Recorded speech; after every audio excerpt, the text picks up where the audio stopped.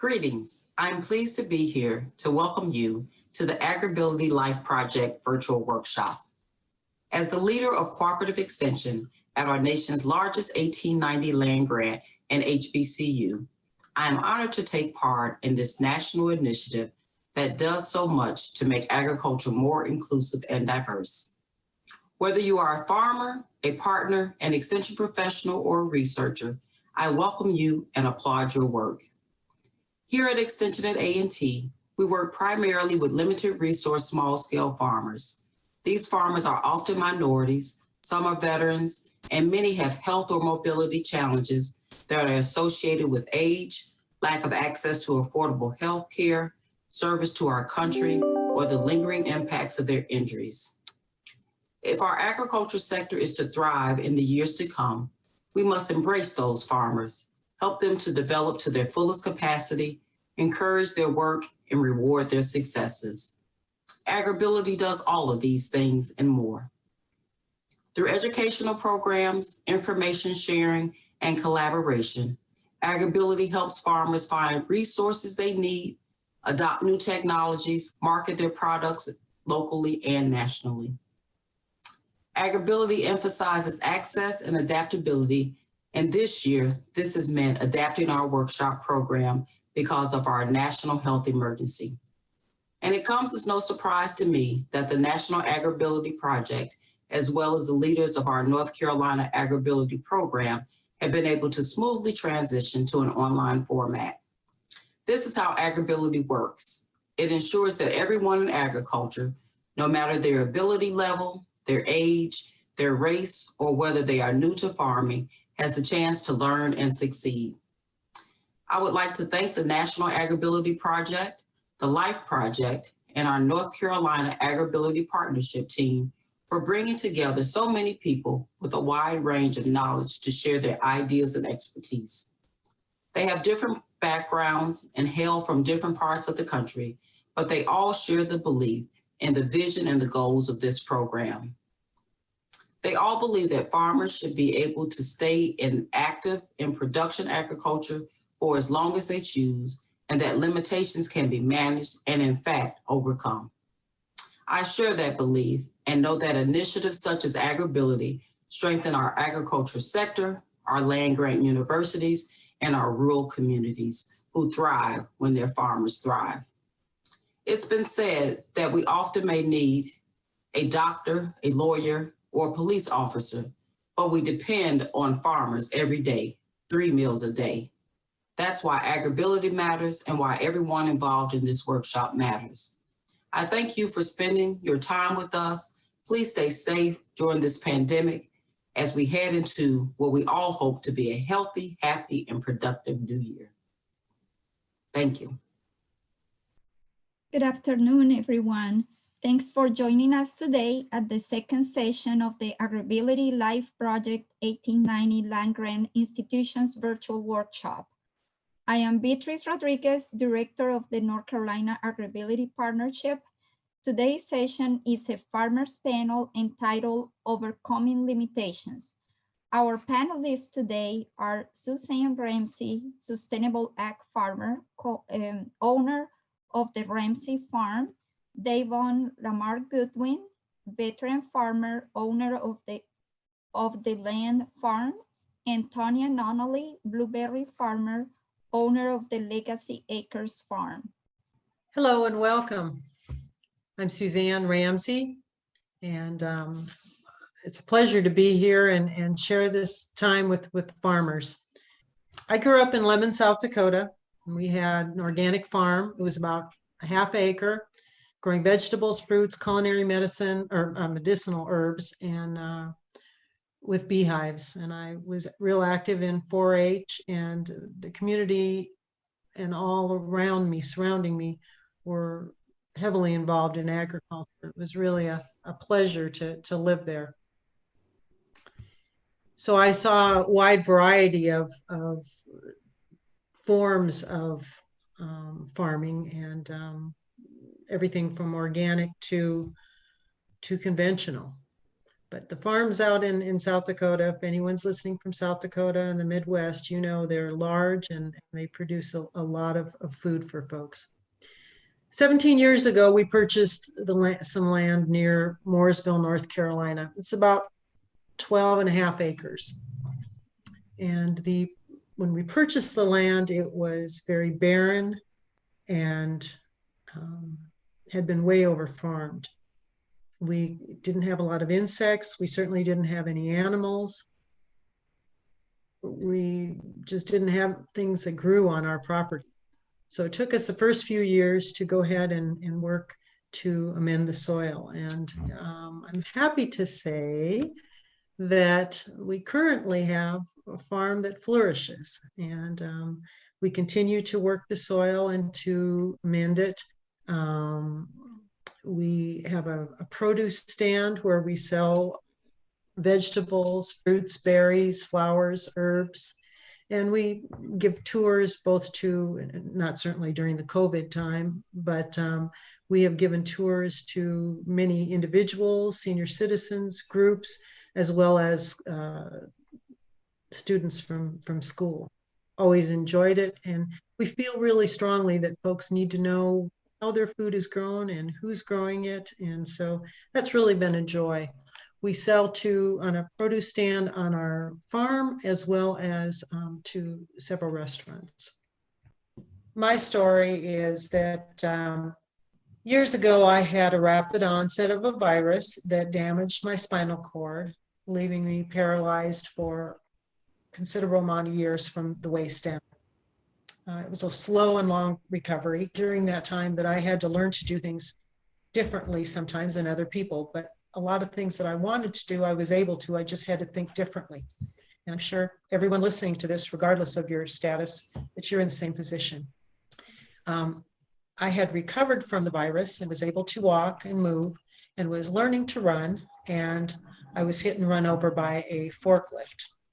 And my leg was crushed and left me in bed for about a year, beat me up pretty good. The issues that I ended up with are problems with balance and walking and endurance and lifting and repetition and anything like that. And I walk currently with 2 walking sticks. A few years back in North Carolina, we have a joint conference that is the Carolina Farm Steward Conference. And it's a fabulous conference. If you have an opportunity to attend it, I certainly encourage you to. I saw the booth for agribility, and I went over and I thought, I can't imagine that there would be something that could help me, but maybe so. And so as I looked around, and I missed, Betty wasn't there at the moment, and so I called her later on, and I was nervous about calling. I guess I had become accustomed to trying to do things in my own way, and I really didn't know that there was any other option. I had been an athlete and had been very active my whole life, and I just didn't know that there were options to help me. I felt, as you can see, I felt fear and doubt and concerns possibly might not be worth the investment of time. I was worried about if I spend time in this project, is it going to take away from what I'm doing and working and my focus and my goals? I was embarrassed and I was ashamed, and I couldn't have been more wrong. I felt the frustration and shame, less of a person. I felt dependent. I felt isolated and like I was an observer in that portion of my life where I had been very, very active. And it was very frustrating to me. I really didn't talk about it much. I worked very hard, sometimes doing things that weren't safe for me to do and probably increased injuries. I didn't believe that there were really other options out there. Well, here's where I couldn't have been more wrong. I reached out to Betty at Agribility, and I really appreciated the fact that it was very difficult for me to share that information with her and really share where my limitations were, my fears, my doubts. And she was amazing. And she created an assessment of my injuries, my obstacles, my needs, my goals, and we created a plan. And then from there, she contacted a variety of experts for us to work together. And I've been a business person for much. I like a goal. I like good communication. Those are things that I really value, and I certainly received it. Some of the experts that were gathered on the team was Shelby Kennerly. She's with the Assistive Technology Program. She came out right on the spot, saw what, again, my areas of concern were and how we could best address them. And kind and helpful. And Michael Fine, I just can't speak highly enough about, he's with Rowan County Cooperative Extension, just cannot speak highly enough. When I was growing up in the Dakotas, in Wisconsin, I worked with my agriculture agents, and I appreciated them very, very much, cooperative ag. And then when I lived in New Mexico, I had them on my radio show on a regular basis. So I just think they're a great, great program. Well, Michael Fine has gotten to know our farm so well. And I think I've been a little bit of a stretch for him because I have other issues than a lot of the farmers. And he has been considerate and helpful and just brainstorms with us. You know, all these folks have become our friends and partners. NCAT Adventure program to help me in terms of locating and finding what was best. I needed something that could lift for me and move for me. And the gator that they helped me to get was just, especially this year with COVID, all of these folks, as well as that gator, we were able to feed so many more people. And I'm sitting here after a really, really long, tough year with COVID and all the other issues that have come up this year. We had a lot of rain, and then we had no rain and problems. I'm sitting here excited about next year, instead of thinking to myself, I'm never doing this again. Sure, many of you have reached those points before where you think, I'm done, I can't do this again. I'm excited. And to see and hear from our customers the quality that they're receiving and how grateful they are that we're able to provide this. It's just been a blessing, it really has. I don't know that I could ever express to you how it's changed our lives. Physical compromises, but I really look at things differently. I've always been a very optimistic person and a hardworking person. But in terms of farming, it had gotten for me to be a point that I just didn't think that I could do more. I just couldn't imagine without hurting myself. I just be grumpy. I like to be excited. This is a wonderful calling for all of us, and to be able to feed people opportunity and agribility and the other panel of experts certainly have helped me to be able to do that.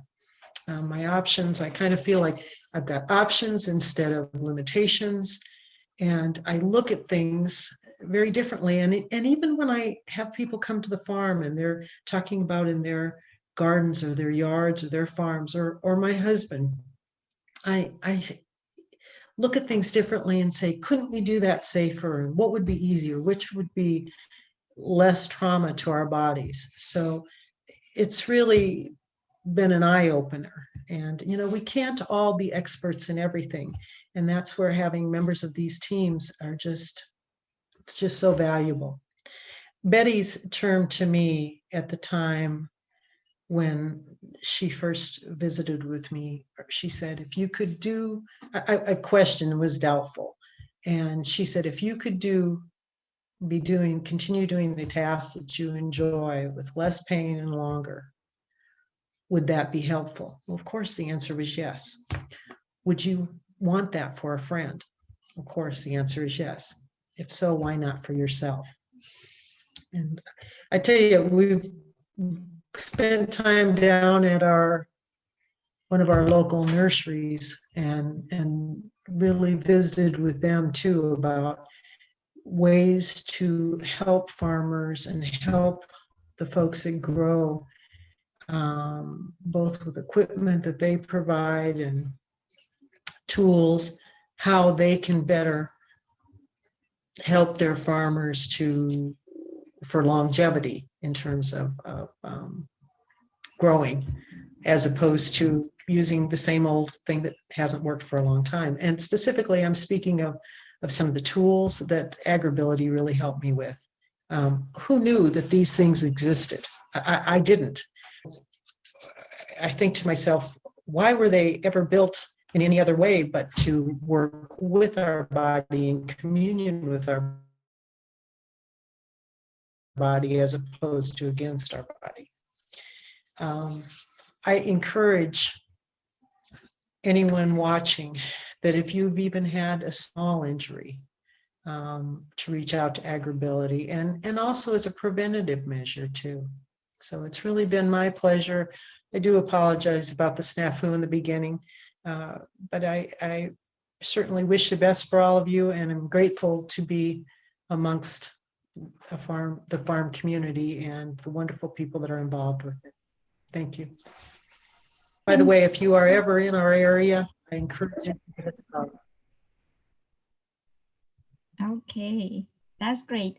And if you have any questions for Suzanne, please put them in the chat box and someone will share with them at the end. So now we're gonna have Davon Goodwin. He's a veteran farmer and he's gonna talk to you about his experience. So good afternoon. Like Betty said, my name is Davon Goodwin. I'm the owner and operator of OTL Farms. Betty, can you see my screen? Yeah, perfect. Okay. You're So I'm the owner and operator of OTL Farms, which is located in Scotland County, North Carolina. And me and my wife, we have the 42 acres. My journey started right here. This is a picture of the truck that I got blown up in. This is August 31st, 2010. This is in the Helmand, Providence. I served 6.5 years in the United States Army. And this is about almost 8 months through deployment in Afghanistan when we struck this IED. I was the passenger in this convoy this day in this truck. And from this accident, it catapulted me to the top of the truck, which I broke my L1 and L2 of my lower back. And I also had a traumatic brain injury from this accident. And literally, I would say it was a gift and a curse when this bomb went off. It literally obviously changed my life, you know, but there's a lot of good that came out of it that day. And I'm blessed to still be here and to be able to present this to you. Because even though, you know, it looks very traumatic, obviously, I think this is like my second chance at life. And that's how I learned to look at this situation. Obviously, you know, coming back with PTSD, there's a lot of issues, you know, that I had to overcome and still trying to overcome on a daily basis. And things really got real for me when I first had my son. He was kind of the grounding force for me. He gave me a reason to live. Before, you know, I had a lot of suicide ideations about, you know, not wanting to be here anymore, you know, because after the injury and the accident, life wasn't the same. You know, my plan before the accident was to get a PhD in botany and travel the world. And when I bomb went off, it messed up everything. And so this is the first time in my life where I had a reason to live other than, you know, for myself. And I don't think if he wouldn't have been here, I don't think I would be here either. And we have a really unique relationship because I don't think he even knows the fullness of the situation. But I think there's a way that he knows what kind of he means to me in a different way that is different than a lot of father and son relationships. This is graduation. So I went back to college. And the thing about college was the United States Army didn't want me going back to college. They thought that the stress of a university setting would be too much. Well, like I told them, I didn't really have another option. All I knew was college, and so my mom, she suggested that, what do I have to lose at this point? So we sat down with the university and UNC Pembroke. I mean, without them, there's no way I would have finished. I mean, they gave me every help that I possibly could need as a student. And my professors, I mean, they stayed late, they came early. It was amazing the commitment that they had, and it really showed me that if they can commit to it, why can I? During the time, I really didn't think I could finish college. About a year and a half into going back to school, I was clinically diagnosed with narcolepsy, and that diagnosis literally changed everything. I was falling asleep since the accident, but I just thought I was very tired. I didn't know that I actually had narcolepsy. And when I took my sleep study and I found out I had narcolepsy, it was devastating, because obviously I couldn't stay awake in class. But my professors, they still, wanted me to come to class and just be there. And they always told me, if you fall asleep, fine, just stay committed, to the journey to finish your degree. So I finished my degree, and I met a doctor and his wife who owned Fussy Gourmet Farms. It was a 500-acre farm in Rayford, North Carolina. This property changed my life. At the time, I from the narcolepsy, a lot of people wouldn't want to even hire me. I had a lot of job interviews. Resume was great. I served my country. But when I told people about the narcolepsy, they wouldn't hire me. And this doctor and his wife, they took a chance on me. And I'm honored to obviously have worked for them for 5 years. And the cool thing about Fussy Gourmet Farms was, obviously, I'm from Pittsburgh, Pennsylvania. Never been on a farm until I managed this farm. Never seen animals. Never even seen what a pig really looked like until I had the opportunity to raise them. And I truly believe when you put your hands in the dirt, it changes you. There's something in that dirt that just is calming. And I needed this farm because at the time of transitioning still, life was very chaotic. Even though I had finished my degree, and for a lot of people that was an accomplishment, for me, it wasn't that big of a deal. I wasn't really that proud of myself. And this farm took me on a journey that I wouldn't change for anything. Obviously, working on this farm, really showed me the vulnerabilities that I had. And I think, the farm was a gift and a curse as well. Farming can be very isolating. And from a veteran coming back with PTSD, that may not always be the correct place to be. And I had to figure that out. There was a lot of days where, life still wasn't going right, even though I was on this incredible journey. And I had this beautiful farm to manage and look after. Things wasn't really going right. And about a year and a half into managing this farm, I had a bad tractor accident. I was mowing hay and I fell asleep. And the tractor, kept going, and I went through the fence. I went across the street with the tractor and the mower behind it. And that right there was devastating for me for multiple reasons. I didn't get seriously hurt from it, but it was a shakeup, and it really started to doubt myself, kind of like the last presenter spoke about. I really started asking myself, can I even manage this farm with having this, this impairment, this disability, and I really started questioning my abilities to even do anything, because even with my son, I fell asleep all the time. And so I was always nervous about, driving and just being with him as a little baby, will I fall asleep and he get hurt? And so the winter after the accident, I had an opportunity to go to the Veteran Farmer Conference, and I met Cindy Chastain, and we talked, and she told me that there's help out there. And I really didn't believe her. I'm thinking to myself, who's going to help me in agriculture? I never heard of agribility at all. And I'm thinking to myself, there's no help, there's no hope in this situation. I'm just going to have to find out something to do. And she kind of took me under her wing and kind of was a good mentor to kind of say, hold on, let me do some searching. And she made some phone calls, and immediately, Betty and Assistive Technology showed up at the farm, and it was like, wow, like these people really care, and oftentimes being a veteran, serving your country, a lot of people do a lot for you, and some people say a lot but don't do a lot. And AgroAbility was one of those organizations that everything they told me they were going to do, they did that and more, and I don't know where would I be without AgroAbility. The cool thing, they got me in touch with Assistive Technology, and I have a device that looks like a hearing aid, and it goes in my ear, and when my head drops, there's a siren that kind of goes off in my ear and it lets me get back up. That device right there, it doesn't prevent me from falling asleep, but it get me back awake a lot quicker than I was before.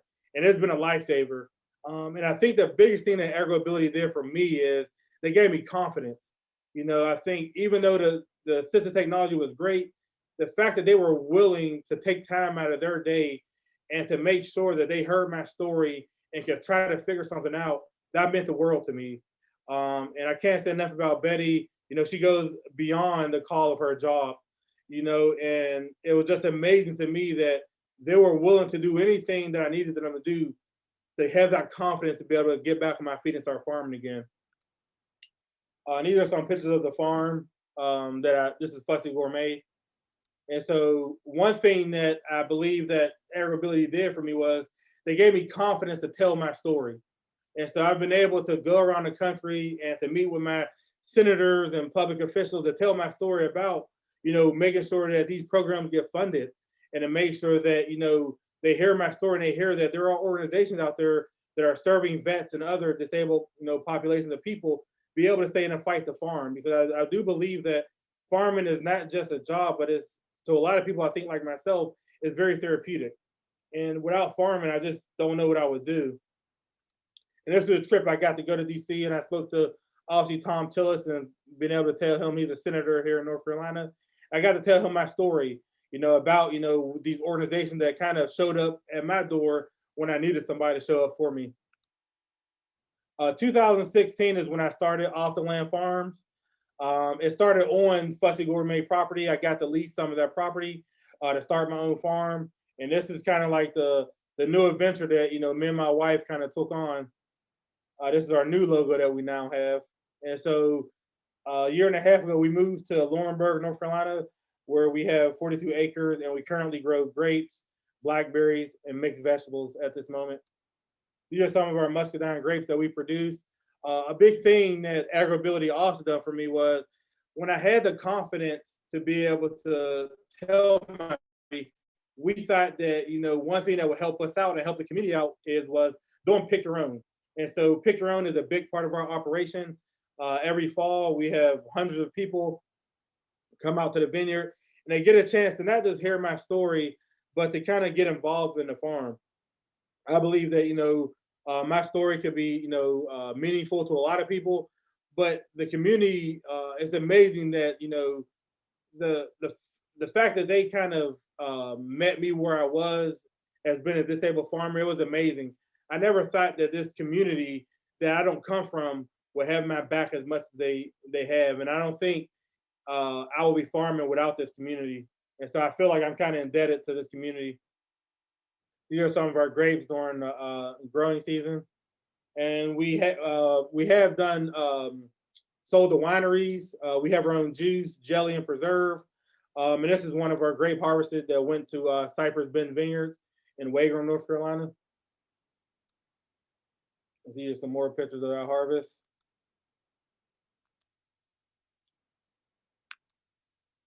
And I think the big thing is just making sure that, you know, I steadily and keep evolving as a, you know, farmer. But I believe that, you know, telling your story is not just powerful for you, but it's powerful for your community. And I truly believe that every time, you know, you tell your story, it's another healing that goes on. Because when I first, you know, got injured, you know, I was isolating myself. And that wasn't the right thing to do. And the first time I told my story, there was a feeling of awakening that just came out of me that it was like no other feeling I've ever had. And this is our new farm. So this is last year when we first started on a new property. This is how we started establishing our grapes. And this is what it looks like, you know, as we start putting all of our poles in. And this is through the year. And it's of this summer. And so I've came a long way, and I definitely don't think I would have came this far without A&T support. You know, as a HBCU, they've had my back in farming since day one, and ErgoAbility has been there as well. So this is another aerial shot of our vineyard. And this is kind of where we put our blackberries at. And this is actually all, and another thing that I do as well, I'm a manager of the Sand Hills Ag Innovation Center, which is a food hub located in Ellerbe, North Carolina. that is helping farmers gain new market access and develop, new enterprise on their farm. And it's amazing that, even though I fall asleep at work, Richmond County and Cooperative Extension, that is a joint effort in this project, when they hired me and I told them, that didn't even phase them. They didn't even worry about the fact that, I have narcolepsy. And I think, the more confidence you're able to tell people, people are willing to take chances. And obviously, I don't think they would have taken that chance if I wouldn't have been working with Ergobility to kind of figure out different ways that I can stay awake here at work and also on the drive home. And this is my family. I don't think, without them, obviously I would not be here. They have taken chances on me, since the injury. And it's just amazing. I want to thank my wife, for being there for me since day one. We met at college at 18 years old, and now we're 31, and we've been on this, journey together. And she's a trauma nurse, and it's been amazing the commitment that she's have had in my life to make sure that I stay in farming and that I have, every possibility to be successful in farming. And this is our new addition. This is Olivia. She's our new addition to the family. And it's just amazing that, my family has grounded me in a different sense that I've never been. And I didn't think after the injury that life would be able to go on at all, but I do believe after the storm that there's a lot of brighter days that will happen. And every day is a struggle, every day is a new day.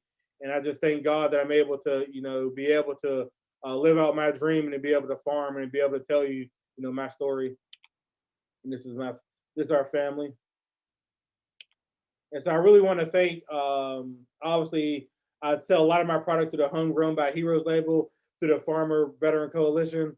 It's been a great, piece to my farm, and they've been a great piece to just me getting back on my feet and being able to speak to other veterans that have some of the same issues that I have.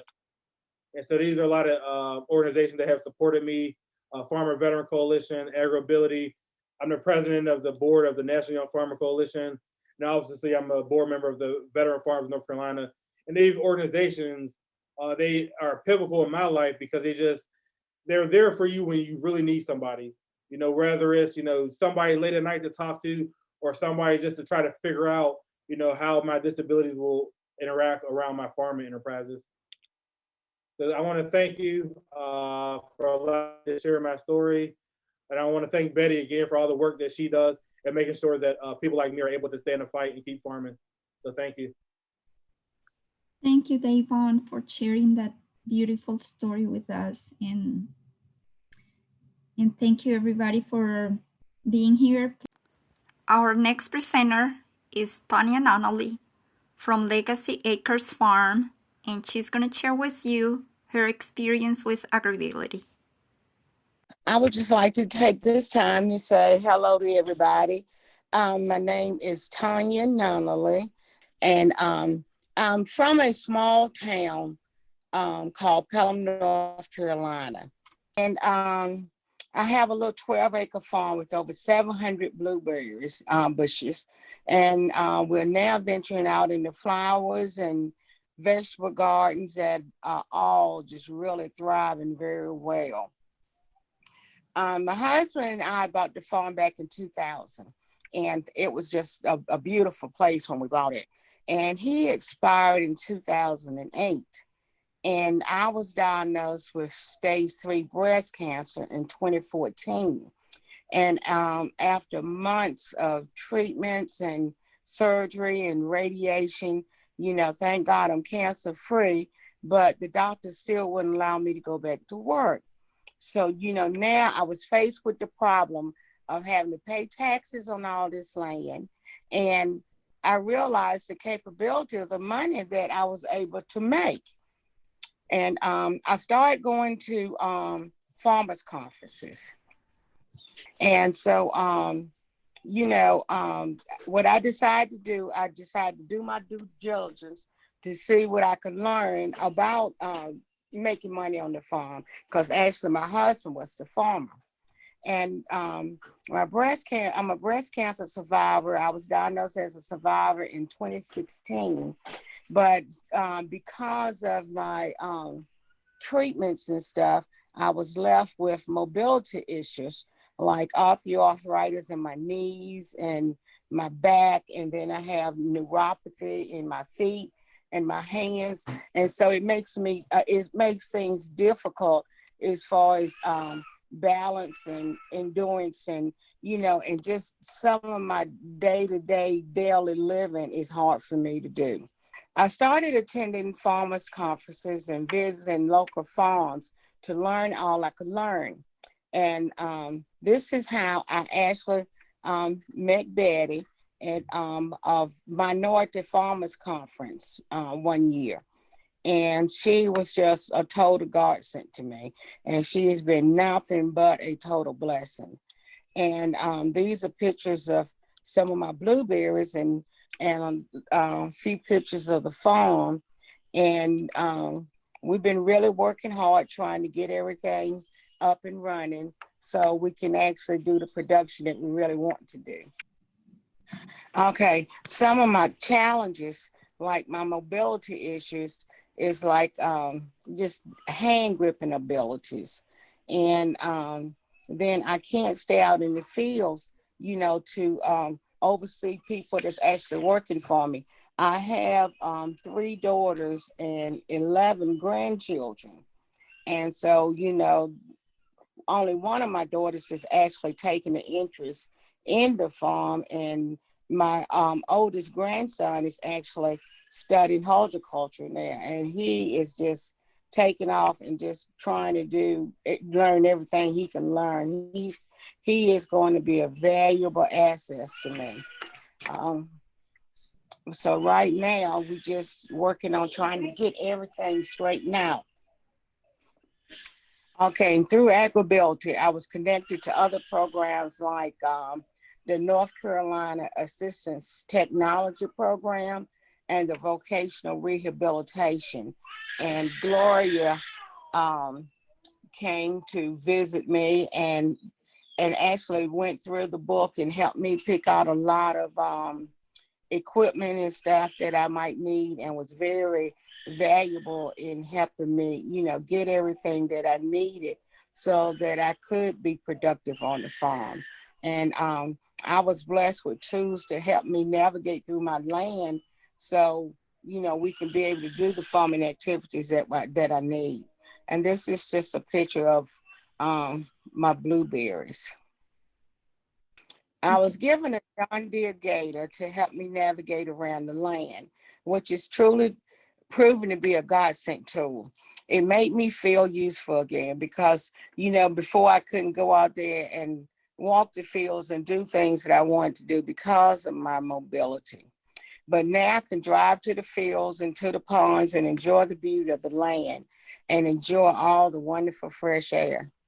I was also provided with tools from AgriBuilty with some hand tools and a reacher that allowed me to do gardening and other tasks I had not been able to do. And I was given two-way radio with a 36-mile range that allows me to be able to stay connected with others that are helping me pick berries and doing other chores and stuff around on the farm that I need done that, that's very helpful to me. And these are just pictures of some of my little helpers, my grandchildren, and the blueberry bushes, and just some berries that they had just picked one day. They all go out and help me do everything that they can do. They package and pick and go with me to the flea markets and farmers market and sell and help me deliver to grocery stores and everything. They're such a big help to me.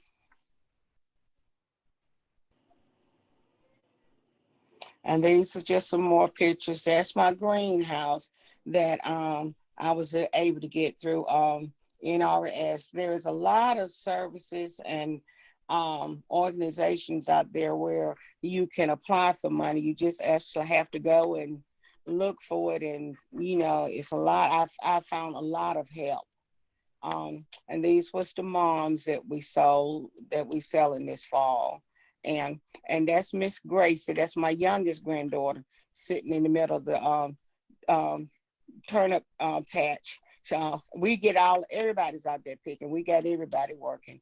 We're doing lettuce and flowers and peas and just a little bit of everything. We just really trying to get everything up and running and being productive so I can leave a legacy for my kids and my grandkids. So they'll grow up to be proud of what we have, because there's no need in being blessed with all this land and not being able to use it for stuff that, you know, that's going to be helpful to us and other people too, because, you know, with health and wellness now, we need to do all we can trying to promote it. And I just want to say thank you for taking time to listen to me today. Thank you very much, Tanya, for sharing, and all of you for sharing today. I would like to take a few minutes to thank our farmers that were here with us today. These wonderful people that are providing food for our communities, and they are sharing their stories with us. So I thank you very much. And I really appreciate all of you, Suzanne, Davon, and Tanya. Thank you very much. Do we have any questions on the chat box? We do have a couple, Betty. Okay. The questions, I know an elderly farmer with OPD and has difficulty walking short distances or carrying bags of seed. How can he participate in the program to receive a gator that would help with his operation? Well, the first thing I did was to contact Betty, and she put me in touch with assistant technology, and they went from there, and it was just a process of them coming out to visit and just doing what, you know, I had to do for them to get qualified to receive it. Okay. I can also offer, this is Suzanne. I love what Tanya said, and I think that's perfect, because that's exactly what happened to me. But it's not as simple as just getting a gator. Really, there might be other tools that are more effective for this farmer. And so what might seem like it's a solution might not be the solution. I guess what I'm saying is open up your mind and your opportunity to folks like Betty and find out what the options are and what your real problems are, and they would be able to help you. Because there's so many tools out there that we just don't even know. Not that a gator isn't one of them. Okay. Yeah. And in both cases, the final results were the same to solve kind of different struggles that they were having. But when assistive technology comes out and do the evaluation about the needs of the farmer, then they, in the case of Tanya, they put Tanya in contact with vocational rehabilitation, and the a counselor there, an engineer, they were, you know, looking at the gator, and they also put, in the case of Tanya, they put a sprayer on the back. So she was able to use that sprayer while she was driving through the bushes. But, you know, they recommend what is more appropriate for each of the circumstances. In the case of Suzanne, and Tonya has to wait a little bit more while she was going through the eligibility processes. And in the case of Suzanne, she was not eligible for vocational rehabilitation, financial assistance. So with the recommendations for the assistive technology, what we did was that she applied for an Ag Ventures grant. North Carolina Ag Venture program is from NC State University, and they help her with this because they found interest in what, you know, the reason why she was needing this gator, and then she got the assistance from Ag Ventures to be able to find this solution. Was the process to apply for an agribility program an easy process? And then kind of a follow-up to that, what type of equipment were you able to purchase through the agribility program? If Devon, would you like to take a shot at that, or Yes, either sir. one of you? Yeah, the process is very easy, easier than a lot of processes I've been going through with the whole realm around my disability. I mean, once I got in contact with Betty and Assistive Technology, they kind of took it from there. And they sent me all my paperwork that I needed to have filled out. And then with my situation was different from a lot. It took a little bit of time to kind of figure out what type of device or equipment, would be the best fit for me. And they purchased it, Assistive Technology, they purchased the device and they sent me the device. So it was pretty seamless and it was a pretty easy process to get done. Yeah, and I think on Davon, like the piece of equipment that we bought for him, I think it was Easter Seals, the one that was able to purchase the device for Davon. So, yeah. This was a really good follow-up to our program from this morning, in which we discussed that agribility doesn't, the one thing we don't provide are funds, but we try to connect people with those sources, such as voc rehab or Easter Seals or numerous other programs where those funds might be available for assistive technology.